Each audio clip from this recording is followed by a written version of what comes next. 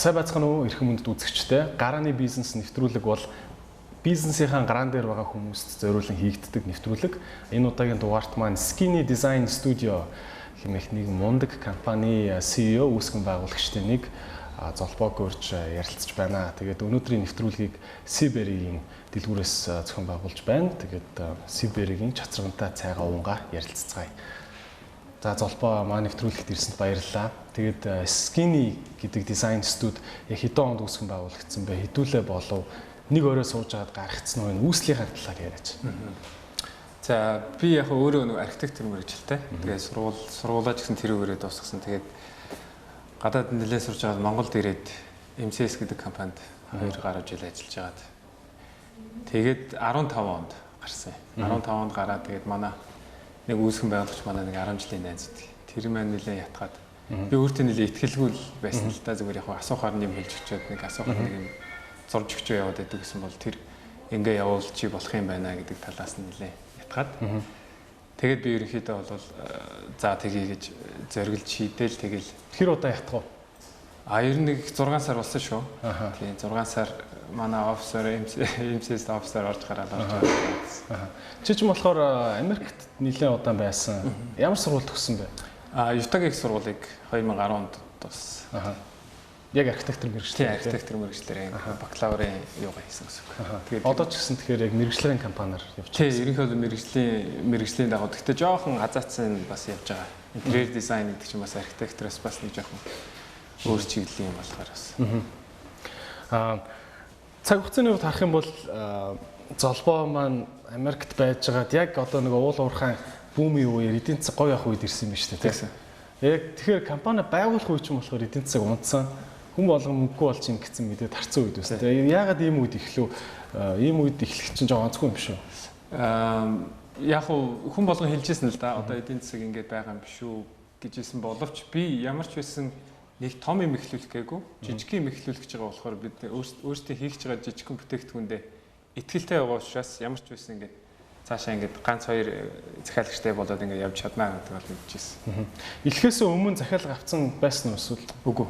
Яг хөө зүгээр танил талын хүрээгээр бол нэлээ тий одоо хийлгүүлээд ингэя тэгья гэсэн хүмүүс нэлээ байсан тий.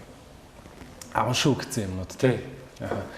Ихэнх компаниудын хувьд анх үүсгэн байгуулах цагаасаа эхлээд нэг шууд зээлэр ч юм уу те эсвэл үнэтэй түрээсийн байранд орж эхэлдэг те. Танай хувьд иймэрхүү гаргасан алдаа байна уу? Эсвэл чи дөнгөж эхлэхдээ ямар санхүүгийн хувьд ямар давуу талуудтай эхэлжсэн бэ? Энэ дизайн архитектур студ гэдэг юм чи өөрөө санхүүгийн хувьд эхлүүлээд айгүй тийм давуу тал боломжтой. Чамд мэддэг юм мэдлэгч нь байж байвал чиний компьютероор л хэлж болох байхгүй юм чинь те. Тэгэхээр зэрэг бид нэр бол анх мэдээж компьютеруудаа хөдөлж явах нэлээ чанартай компьютерд авах шаардлагатай болсон. Тэгээ нэг талаасаа нэг 5 сая төгрөгтэй эхлээл компьютерээ аваад тэгээд нэг жижигхэн 10 м квадрат оффист орсон. Нүүж ороод тэндээ нэг 2 жил бол хэрэгтэй байна гэж бодож ирсэн. Тэгээд хамаагүй юм офисийн дизайндаа өөрсдөө зарцуулсан да. Интерьерийн компани офис бас нэлээ үзүүлж харуулах юмтай байх хэрэгтэй гэдэг утгаараа гоё байх хэрэгтэй тийм. Тэр тал руу бүх юм зарцуулсан. Тэрнээс биш би одоо яг өөр юм дээр бол нэг зарцуулаад. Яг одоо хэдхэн үүсгэн байгуулагчтай байна? Хичнээн ажилтнтай байна. Анх бол 3 байсан. Гуруулаа эхлүүлээд манай гантуулгын залуу байгаа, өнөн бүрэнгийн залуу байгаа. Гуруулаа нийлж эхлээд тэрний дараагаар болохоор зэрэг манай Алдраа гэдэг нэг найз идэх. MCS-д бас танилцж ирсэн. Тэгээд тэр маань би нэг төсөл дээр ирж хамтарч энэ зундаа ажиллаж өгөөч гэж зуны амралтаараа ирсэн байсан. Тэгсэн чинь за болноо би тэрнээс илүү бас long term юм бодоод танадаас хуваар орчуул надад зүгээр байна гэх. Тэгээд зөвшөлтсөд орсон. Тэгээд дараа нь бид нэр ингэж явж байгаа томорсон л доо. Шууд гуруулаа байж байгаа тавуулаа болоод тэгээ нөгөө 10 м квадрат байна сансныг бодоход айгүй хурдан жижигдэж эхлэв. Тэгээ том офис руу орохоор болоо. Тэгээд нэг хүнтэйгээ ярилцаад яасан. Тэгсэн чинь тэр хүн маань болохоор зэрэг бас танай компани ирээдүйтэй юм шиг байна. Танай компани одоо тодорхой хувийг тодорхой хугацааны одоо нэг офисын бартерийн шугамар 3 жил түрээслүүлье гэдэг. Тэр хугацаанд л явж байна да. Бартер гэж их гоё юм байгаа даа шүү дээ, тийм. Бэлэн мөнгө байхгүй ч гэсэн ирээдүйнхээ мөнгийг ингээд 8 альцчихдаг, тийм. Ер нь бол бизнесүүд хараад хахад аль болох мөнгөө чи бэлэн мөнгөөр авах хэрэгтэй гэдэг байгаа тийм. Гэхдээ бартер оролцуулах энэ тал дээр тань чи ямар хуу бодолтой байдаг вэ? Бодлоготой байдаг вэ? Аль талдаа давуу талтай бол болно. Тэр бол ерөөсөө муу сонголт бол биш. Гэхдээ тухайн цаг үед тухайн цаг үеийн байдлаасаа бас нэлээд шалтгааллах байх. Бидний хувьд бол одоо зургийн тал дээр жишээ нь бартер авах одоо ингээд нөгөө санхүүгээ цаанаа зохицуулаад ингээд явах бас боломж нь бас байдаг. Бид нэрс өөрсдөө гүйцэтгэлээ учраас тэр тал дээр бол мэдээж бэлэн материалтай харьцаж байгаа, бэлэн мөнгөтэй харьцаж байгаа тохиолдолд бол хомс байдаг. Гэхдээ мэдээж бартерын шугамар явж байгаа нэг ганц хоёр төслүүд маань байгаа. Компаниуд нэг тоо өгөөч одоо жишээ нь үнийн дүнгийн 20% ч юм уу 30% хүртэл бартер оролцуулна болно гэсэн байдаг шүү дээ гэр бүлд төр тийм. Чиний хараа ер нь ямар хуу тоонууд ер нь окей юу гэдэг. Биднэрт бол 100% хийсэн ч байна. 20% хийсэн ч байна. Тэгэхээр янз бүр ерөөсөө энэ бидний бизнес чинь бид нар чинь нөгөө бэлэн бүтээгдэхүүн зардаггүй учраас хүнтэй нөгөө албан ёсоор нэг харьцдаг амар personal level-д ингэж хувийн чумраа ингэж харьцдаг. Тийм болохоор яриа хөөрөнүүд наан цаанууд байгаль явагдчихдаг. Тэгэхээр ерөнхийдөө бол айгүй уян хатан гэсэн. Өнөөдрийн хүртэл бизнес хөгжилт чинь одоо ямар хуу чухал үе шатууд гарав? Хамгийн одоо давсан том даваанууд чи юу юм шиг байна эргээ харахад? Эргээд харахад миний бизнес эхлүүлээ гэж бодож байсан санаа. Би ер нь айгүй маш буруу бодож байсан юм билээ. Би анхдаа ингээд нөгөө гадаадын том дизайн фирмүүдийг, дизайн архитектурал фирмүүдийг хараад за ийм сетаптай байх хэрэгтэй юм байна, ийм гоё офстай, тэдэн хүн тийм департаменттай ингэж айгүй их ингээд бодоод тэгэнгүүт дотор нөгөө нэг санхүүгийн хамгийн түрүүнд тулгардаг асуудлууд нь ингээд овоорцсон. Тэрнээсээ болоод би нэг жоохон хойроглоо яваад байдаг гэсэн бол за ямар ч байсан ажилласаа гараад эхлээд ажилгүй ингээд мөнгөгүй явдаж болохгүй учраас ямар ч байсан нэг компьютер аваад найзынхаа офисыг ч гэсэн хамаагүй айгүй гоёор юм туршиж үз засаад тэгээд ингээд яваад байна гэдэг. Тэр маань нэг даваа. Хамгийн ихний даваа. Хоёрдугаарт болохоор зэрэг хамт олон бүрдүүлэх даваанууд. Манай хамт олон бол одоо яг Монголда байгаа хамгийн шилдэг дизайнерын залуучуудыг бий цуглуулсан гэж бодож байгаа. Мэдээж өшөө сурах юмнууд бол бий. Гэхдээ хандлага нь бол маш зөв залуучууд байж байгаа. Тэр бол хоёрдугаар даваа. Гуравдугаар даваа болохоор зэрэг за мэдээж ингээд жижиг ажлууд ороод ирлээ. Дараагийнхаа ажлынхаа одоо нөгөө нэг юунуудыг олох юу гэдэг захиалгуудаа болох. Одоо тэгэхээр чиний төрөний асуусан асуулт чинь хэдүүлээ болсон бай гэдэг жисэн бид нар яг офис дээр өдөр тутмын ажилд оролцдог нь одоо аруулаа. Тэгээд манай 3 хувьцаа эзэмшигчд маань өөр төвшнгөр ингээ оролцоод явж байгаа. Захиалагч болоод. Тэгээд тэрний дараагийн одоо үргэлжлүүлэхэд хамгийн сүүлийн үе шат бол яаж одоо энэ бизнесийг дараагийн үе шат руу навьчих вэ гэдэг юм асуудлууд аль хэзээ гараад ирсэн. Шийдэгдэх шатандаа ингээ явж байна. За танаа дараагийн үе шатыг ойлоо нилээн авах хэрэгтэй ярилцсан тий. Тэрнээс өмнө яг болсон явдлуудыг бас нэг асууж амаар байна. За ялангуяа гарааны бизнест бол нэг чадварлаг ажилтнтай байхад тэр нь гараа явах бол айгүй хохиролтой байдаг тий. Яа бүр танаа бизнесийн хувьд бол бүр маш том оюуны бүтээгдэхүүн гаргадаг бизнес шүү дээ. Тэгэхээр хүмүүсийг ер нь яаж барьдаг юм шиг байна? Сайн ажилчдаг чи одоо скини дээр яаж байлгаж байна? За би бол яг хөө тэр бүр онол талаас нь бол мэдэхгүй. Ямар ч байсан практик талаасаа яхад би Монголын барилгатаа ер нь бол хамгийн шилдэг гэдэг тооцогддог MCS Property 2 жил ажиллаад үзсэн. Айгүй гоё тийм corporate cultureтэй, тийм айгүй зөв замаараа явдаг гэсэн хэдиж яг дизайнер одоо юм чөлөө сэтгэлгээтэй байх хэвээр хүмүүст болохоор зэрэг жоохон арай олон үе шатууд авах хэрэгтэй. Тийм болчиход байдаг. Тэгэхээр зэрэг цаг хугацааны асуудал ч байна, шийдвэр гаргах таарч байна. Би болохоор зэрэг тэр асуудлуудаа бодоод том компанид одоо ингээд чөлөө авахд тэгдэг тий одоо ингээд хүмүүс ингээд цалингийн зээл авахд тэгдэг тэр асуудлуудыг би өөрөө 2 жил ойлгосон учраас ямар ч байсан тэр тал дээр уян хатан байгаа. Ямар ч сан би өнөөдөр манай нэг ажилчин за ингээд цалингаа урьдчилж авах хэрэгтэй байна гэхэд мэдээж туслаад өнөөдөр чөлөө гэхэд ингэж туслаад мэдээж цалингийн асуудал яригдана. Цалин дээр бол бид нар бас тимч муугүй цалинтай гэж бодож байгаа. Би өөрөө нөгөө нэг хийдэг юм ойлгож байгаа учраас тэгж бас бодож байна. Яг өөр амьдралаар нэмэрсэн учраас тийм болохоор ер нь бизнес руу орё гэж байгаа залуучууд ер нь тэр салбартаа нэг 2-3 жил ажиллаа үдсэн зүг гэж бодож байна. Үдсэн маш зөв. Тийм. Сургууль амьдрал гэдэг би ч одоо Америкт бакалавра хийчихэд Германд магистра хийчихэд MCS дахиад нэг сургууль сурсан гэж бодоод байгаа өөрийгөө. Тэгэхгүй одоо би шууд өөрийнхөө сургууль төгсөл гарааны бизнес хийсэн бол одоо яг юу хийж явж яаж уучраа болохоо мэдэхгүй л явж байгаа. Нандаж л ажилчтайгаа харьцдаг шүү дээ тий. Захиалагч олж аавна гэдэг чинь шүү дээ. Эхний 10 захиалагч олж авахд хэр хэцүү байсан бэ? Танил тал чинь бол мэдээж ихэнх хувийг эзэлсэн баг тий. Яг танил таллаас хамаарахгүйгээр бизнес чинь ингээд захиалагч олдог болтлоо хэр удсан бэ? Тэр ер нь бол нэг 5 сар орчим болсон шүү. Бид нэр эхний нөгөө нэг project төслүүдээ хийгээд ингээд явж ирсэн. Захиалгын 2 3 төслөөсөн бол бид нэмэлтээр одоо нэг найзынхаа офисыг тохижуулаад шинэ юм туршаад ингэж тэгж нэг 5 6 төсөлтэй болчоод бид нөгөө Facebook пэйж үүсгэн байсан. Тэгээд тэрэн дээр албан ёсны хаяг холбогдох дугаараадыг тавиад ирэнгүү тэрний хойноос бол айгүй тийм хөндрөлгүй ер нь бол олж ирсэн. Ихэнх одоо юм хийж байгаа оюуны бүтээл гаргаж байгаа компаниуд доор ээж нэг ганц 2 бүтээл өөрсдөө төрүүлж хийж нэг профайлаа үүсгэнэ гэж ярьдаг тий. Тэр чинь бол 5 сар болж байна гэсэн үг тий. 5 сар бидний төлөвлөжсэн хугацаанд маш хурдан. Хэд гэж төлөвлөжсэн бэ? Бид нар бол нэг за 2 жилдээ баг нэг байнгын захиалагч нэрээ зүгээр хүн уцтаад асууждаг болохгүй бах та. Ер нь 2 жилдээ энэ жижигхэн офстой явандаа л гэдэг тийм юутай эхэлж ирсэн. Тэгээ одоо ингээ бодоход банах чинь 15 оны 6 сард байгуулагдсан тийм жил хэдэн сарын тий жил 3 сар. Тэгээ бодоод ирэхэд манай одоо хамтрагчдын төсөөлж ирснээс ер нь 200% дахин илүү юутай яваад хандлагатай яваад байгаа гэсэн. Тэгвэл нэлээд бас өндөр ачаалттай л байгаа юм байна тий. Тэр талдаа нэлээд. Хэрэглэгч нар бол мэдээж орж ирээд бүгд өөрсдийнхөө юмыг хүснэ. Янз бүрийн хэрэглэгч нар орж ирэх бах тий. Танахыг зүгээр би хувьдаа ингээ харахаар нэг юм айгуу тийм барууны стилтэй залуучууд тийм барууны нэм трендийн дизайнууд гаргадаг шиг надад харагдтыг. Танад ийм дизайн талаас яг юм гарах зүйл нь философи байдгүй эсвэл дизайнер болго өөр арин шинтэй.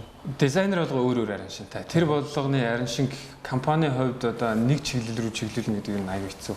Ер нь бол миний тэгхэд дими баг. За. Тэгэхээр зэрэг яг миний нэг үндсэн нэг хандлагууд бас байдаг. Одоо манай пэйж утсаар оронгууд манай найзууд ярьдаг л да. Өө ин чиний юу вэ гэдэг ярьдаг. Тиймэрхүү юм байж магадгүй. Манай нөгөө дизайнерууд болохоор арай илүү чөлөөтэй ингэж сэтгэдэг. Тал талаас нийлэгч нь ер нь бол дизайны шийдэлт бол маш зүгээр. За ингээд юм зарж байгаа ч юм үйлчлэг үзүүлж байгаа байгууллагууд яг манай үйлчлэгээний үн цэн хамгийн гол үн цэн эндээ л байгаа шүү гэж хэлэх нэг юм байдаг шүү дээ. Танах юу гэж? Манай байгууллагын хамгийн үн цэн бол яг зүгээр яг итгэлцлийн журам. Итгэлцэл байгаа. Бид нэр хүний маш их мөнгөийг авч ажиллаж байгаа. Тэрэн дээр болохоор зэрэг бид нэр юусэн үгүй гэж хэлхийг хүсдэг. Одоо энийг нэг юм дуусгачаад энийг солиё гэвэл бид нэр бажетандаа тааруулаад хийдэг. Тэр тийм ч учраас бид нэр одоо аль хэзээний нэг returning customers гэж байдаг шүү дээ. Эхний үйлчлүүлж исэн хүмүүс маань давтан хэрэглэгч нар орж ирж байна. Тэр тал дээр бол бид нэр нэлээд хариуцлагатай гэж хандж байгаа. Бид нэр хүмүүстэй ч гэсэн хэлдэг. Захиалагчийн өөдөөс хүсэлтийг мэдээж аван тайлбарлах юмаа тайлбарлана. Мэдээж үгүй боломжгүй чадахгүй гэдэг нэг түгээмэл юунуудш Монголын байлгааны салбарт наа чин боломжгүй байхгүй гэдэг. Тэр талаас нь биш өөр шийдэл талаас нь санал болгох таа анхаарч ажиллаарай. Энэ ч гэсэн бизнесээ маш зөв хандлага шүү дээ тий. Ер нь нэг болох талаас нь юмыг хийдэг хүн хэрэгтэй байдаг шүү дээ бизнест тий. Чи хүнийг ажилд авах нь згсаа жоох хэлээч. Ямар хүнийг чи яаж шинждэг вэ? Ажилд авахд. Би бол ерөнхийдөө хандлага чухал. Яг би нөгөө ийм стартап нэвтрүүлгүүд ч юм уу ийм одоо нөгөө амжилтанд хүрсэн хүмүүс тийм хүмүүсийн үгийг аягүй сонсдог байсан л дээ. Тэр хүмүүс бас тэгж ярьдаг гэсэн аахгүй. Хандлага нь чухлаа. Тэр хүн юу ч яддаг. Тэрийг яг өөрөө ойлгож байна. Тэгээ хичнээн юм хийж чаддгүйсэн тэр хүн бол нэг хэдэн сар болоо сурна. Сурах нь ойлгомжтой. Сурцсныхаа дараа элдэг бааштай ч юм уу хандлага нь шал өөр байгаад ах юм бол аягүй хэцүү. Засч авахд аягүй хэцүү. Тийм учраас ер нь эхлээд хандлагыг хардаг. Хийсэн бүтээлээсээ илүү хандлагыг харж агаад дараа нь мэдээж архитектор, дизайнер хүний CV портфолиог харна. CV портфолиог харахтаа би тэр хүний хандлага нь юун дээр хардаг хэрэг портфолион дээр ямар гоё дизайн гаргасан биш. Портфолиох нь загвар нь ч юм уу те CV-н ч юм уу яаж ямар цаасан дээр хэвлж өгч байгаа, ямар тогтоонд хийж өгч байгаа. Тэр талаар нь бас аягүй их ажилладаг. Наандаж л инхээ доогуур зураас 96 @yahoo.com гэсэн байлж байгаа тийм шүү дээ. Тэ. Харин би бас тэгж бодоод идэм аа нэг наад захын ядаж файлаа нэрлэхдээ овог нэртэйгээ бүтэн нэрлэхгүй те. Нэг анкет доогуур зураас инхээ гэсэн байдаг те. Тэгээ манайх дээр одоо нэг ингээд бараг 7 хоног дотор нэг 2 анкет бол ирнэ. Тэгээд ихэнх нь нөгөө дотоод төгсөн сая сургуулаа төгсөөд яасан хүүхдүүд болохоор зэрэг эндээс ороод татаад авчаараа ч гэдэг юм те. Би явуулсан штэ яасан бэ миний хариуч гэдэг юм. Тиймэрхүү байдлууд шууд намайг ингээд эхэндээ шууд ингээд шатдаун болгоод үгүй л шууд өнгөл болгочдөг. Таны ажилчид ер нь хэдэн хувь нь гадаад сургууль төгссөн залуучууд байна? Одоо ер нь бол 4 нь гадаад төгссөн залуучууд байна та.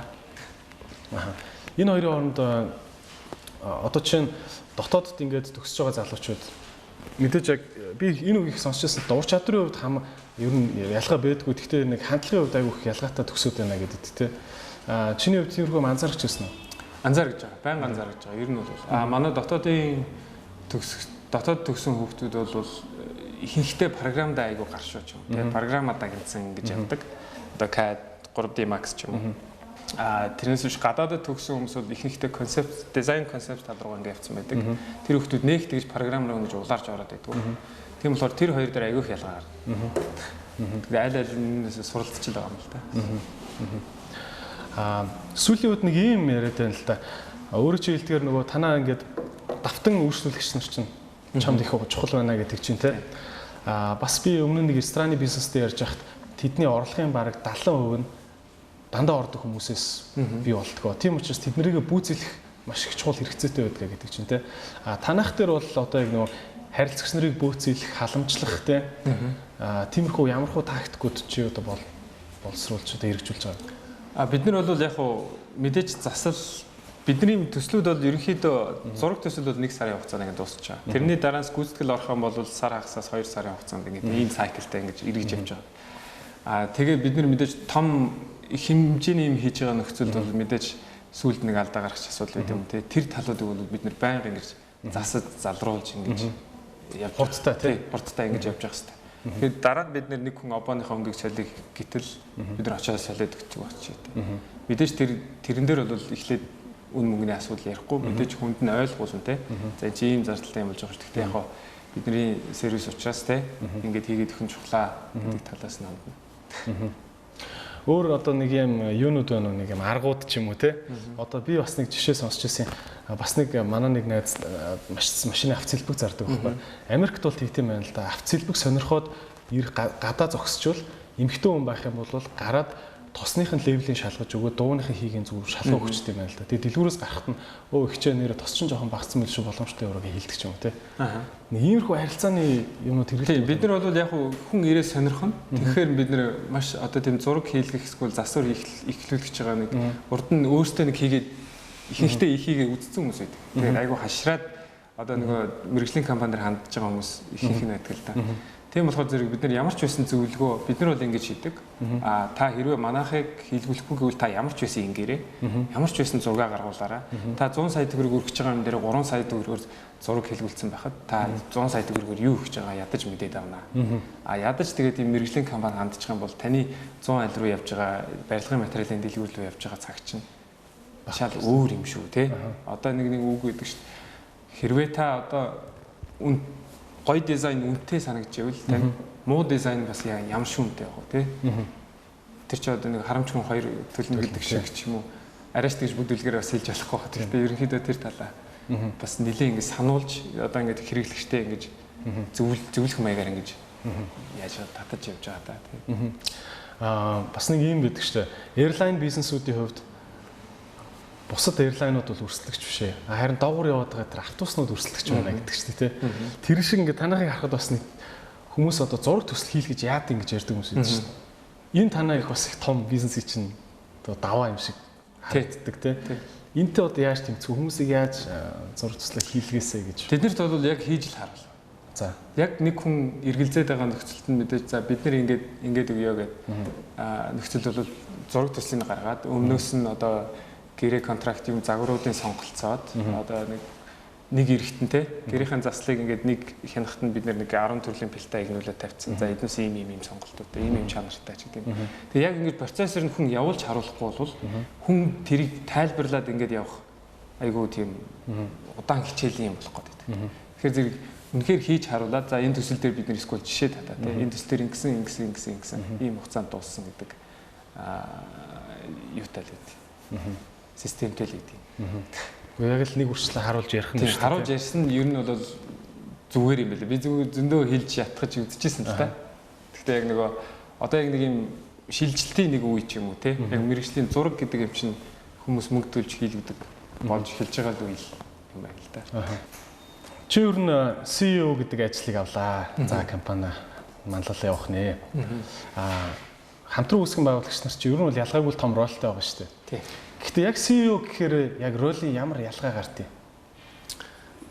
Хүмүүсээ урамж одоо урам өгж урагшлуулах нэг төслийг хамтдаа давхал гэж байна. Би өөрөө хэдий захиралгийн яваад байгаа ч манай офис дотор намайг захирал гэж дуудахгүй байхгүй. Би өөрөө тусдаа офисгүй.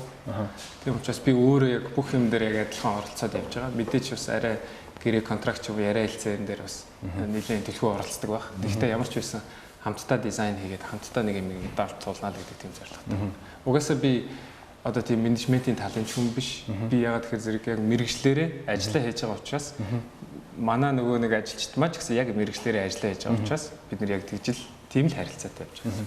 Та дотор чамаас өндөр цалинтай ажилчин байгаа юм. Чи ер нь доороос хэд орж ин цалингаар? Би ер нь бол сая хорогоо уншууллаад эхэлсэн.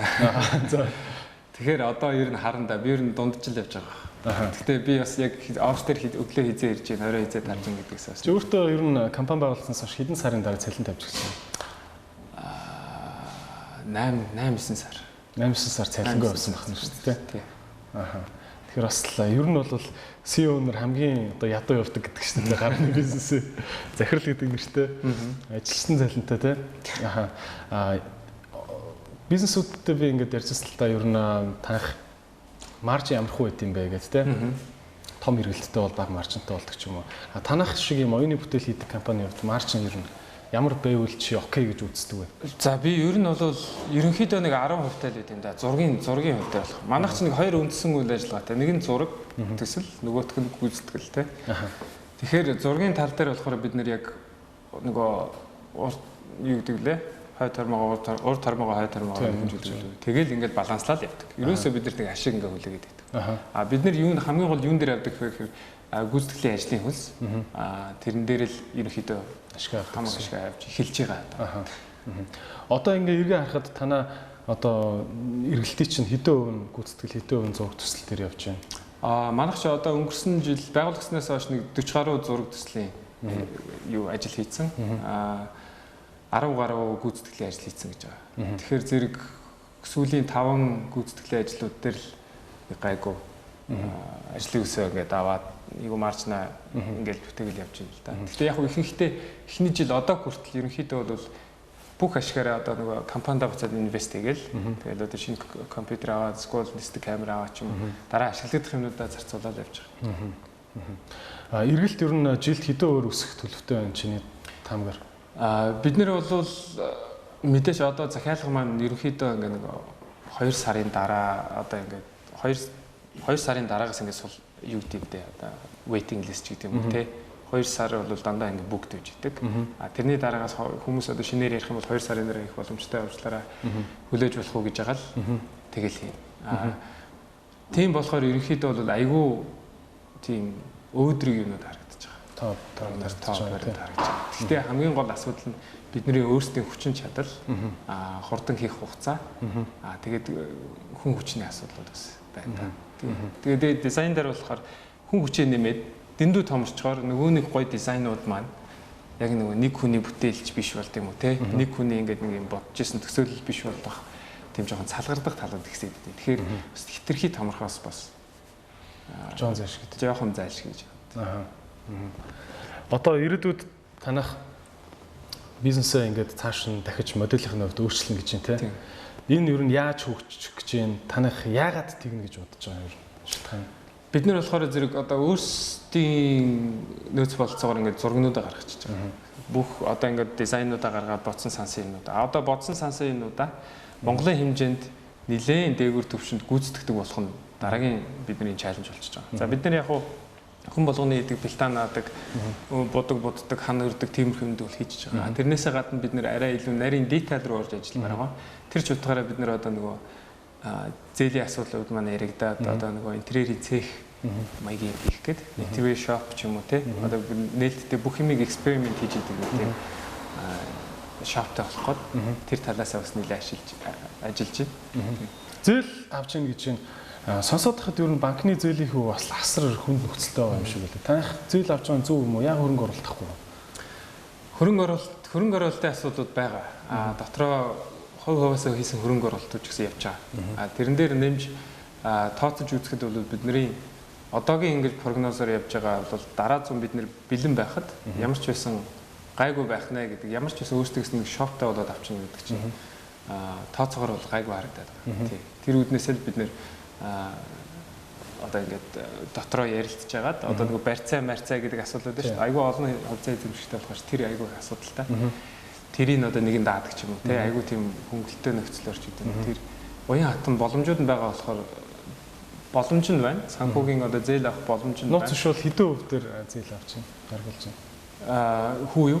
Тэр бол яг яригдах шатанда зээлийн хурлаар арай авч амжааг байна. Гэхдээ бид нар ч ямар ч байсан нэг 100 сая төгрөгийн зээл ихний ээлжинд авах хэдэн хувьд гэж бодож байна. За тэр бол одоо янз янзаар зэрэгэлдээд байгаа да.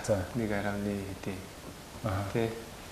1.1 6 7 ч юм уу нэг тэр хавцаа явах болоо. Тэгвэл бас гайгүй сайн л төсөлтэй юм шүү дээ. Би бүр 20 давсан хүүтэй зээлийн талаар бол сонсч байсан. Зарим ингээ гарны бизнесүүдтэй ярилцж байхад. За тэгвэл бас гайгүй зээл юм шиг сонсогдож байна тий.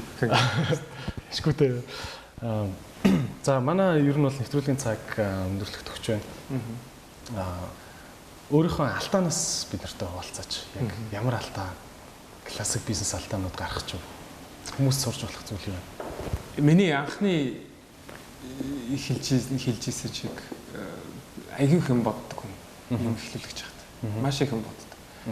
Тэр нь миний нэг цаг хугацааны хувьд аягүй их дайсан байсан. Тэгээд өөртөө итгэл маань ч гэсэн нэг алдагдаж би санхүүгийн хүн биш. Тэр учраас ямар ч байсан гараал хийж л үзэх хэрэгтэй. Эхлээл хийж үзэх. Чи том багаар эхэлж болно. Гэхдээ хамгийн багаар авж байгаа юмнуудаа одоо тоног төхөөрөмжийн хувьд ч гэдэг юм уу хамгийн чанартай юм аа. Гэхдээ нэгийг ав. Тэгээд дараа тэрнийхээ мөнгнөөсөө дараагийн юмнуудаа олж хийхгүй л бол бүгдийг төлөвлөж байгаа бэлэн сайхан оффист эхлэнэ гэж бол хизээч байхгүй юм байна. Байхгүй тий. Сайхан ингээд хилцсэн албаны гэж дуурайдсан тий. Тийм юм бол хизээч байхгүй юм. Тийм учраас тэрийг мартаа зүгээр яг хийж үзэхэл хурдан хийж үзэж явахгүй явдаа л гэж боддог. Одоо тэгвэл ингээд гаран дээр байгаа яг энтерпренеуруудад те чамд өөр сануулж хэлэх зүйл юу вэ? Өөр сануулж хэлэх зүйл гэдэг чинь ерөнхийдөө нөгөө гараад хийгээд үзэл гэдэг юм байна да. Тэ? Одоо ингээд бодох юм мэдээж байгаа. Гэхдээ мэдээж 20-д наснда арайч тэгж хүүхч шийдвэр гаргахгүй мэдээж. Тийм учраас гараал хийгээл үзнэ гэдэг сэтгэлгээр юмд хандахгүй л бол өмнө нь ингээд бид нэр хичнээн ингэж төлөвлөөд ингэ явж ирсэн төлөвлөчин бол ингэ 180 градус иргэнэ. Тийм учраас гараад хийгээд үзэгдэл. Окей. За тэгвэл жоохон арай наривчлээ те. Ерөөхдөө бол ингэ гараа шууд хийх хэрэгтэй. За тэгвэл яг чам шиг юм креатив бизнес хийдэг хүмүүс шүү дээ. Чигээр толгоогоороо юм идэг те. Ийм хүмүүст жишээ нь өөр юу чухал хэрэгтэй гэж байна. Креатив бизнес эрхэлдэг хүмүүст бол ихэнхдээ нөгөө тэдний чинь бизнесээ яаж цаашаа ингээд зарж явах вэ гэдэг чинь хийсэн юмыг харж ижил хүн юм хийлгдэг байхгүй. Тэгэхээр зэрэг мэдээч өөрийн хүслээрээ ч хоббигоор ч мөнгөний төлөө эхлээд явуулгүйгээр ямар ч юм бүтээл талаас нь хандаад бүтээлч талаас нь хандаад нэлээд чөлөө сэтгэлээр тэгж хандаж эхний нэг 2 3 үзүүлэх юмтай болчоод дараа нь одоо мөнгөний тухай бодож эхэлдэг ч юм уу тий. Тэр талаас нь хандвал ер нь бол бодит байдалтай илүү төхөн. Ямар ч нэг хүчтэй портфолио гаргах хэрэгтэй л гэсэн үг тий. Яг зөв. Компани соёлын талаар одоо ихэнх хүмүүс нэг компани соёл гэхээр нэг амралтын өдөр хамт зугаалгаар явдаг гэж ойлгодог тийм. Тэгээд Amazon-ы жишээ нь Jeff Bezos хэлжсэн тийм. Компани соёл гэдэг бол зугаалах бишээ энэ дотор юм процесс үйт юм а тийм гэж хэлжсэн. Танад одоо ямар нэгэн тийм жишээ болгочмор гоё процесс юу гэдэг вэ? Одоо манай компани юу гэж бодох юм бол бид нэг олон баг болж хуваагдаж ажилладаг. Тэгээд нэг баг нэг төслийг эхнээс нь дуустална гэж хариуцж явдаг. Тэгэхээр тэр хүн захиалагчтайгаа өөртөө харилцаад өөртөө байнга ингэж хяналтанд байлгаад нөгөө хүн ингээд юм хүлээлгүйгээр ингээд явуулах нь их чухал байгаа юм да. Тий. Олон компаниуд бас нэг нараатай ярьжсэн чинь дараа 7 сар болцсон байдаг тий. Тэр үе шат гэж юм байхгүй. Бид нэр эхнээс нь дууссан л өөрсдөө нөгөө гардаж ажиллах. Тэр нь чухал. Ягаад тэгэхээр зэрэг дизайнер хүний хийж исэн юм өөр дизайнер өргөжлүүлнэ гэдэг бол бас нэлээд учир дутагдaltaй бизнес тал руу орчих бах. Бидний өөр нэг онцлог нь болохоор дизайн гэдэг чинь ерөөсөө бид нэг юм лангуун дээр байгаа юмыг за энийг тавдалж яав гэдэг юм байдаггүй. Өдөр болгон шин юм бүх төсөл шал өөр нэг нэгнээсээ. Тийм болохоор маш их оюуны тийм юу шаарддаг. Хүч хөдөлмөрч гэдэг юм тийм юм шаарддаг тийм. За окей баярлалаа Золбоо. Бизнес чинь амжилт хүсье. За баярлалаа. За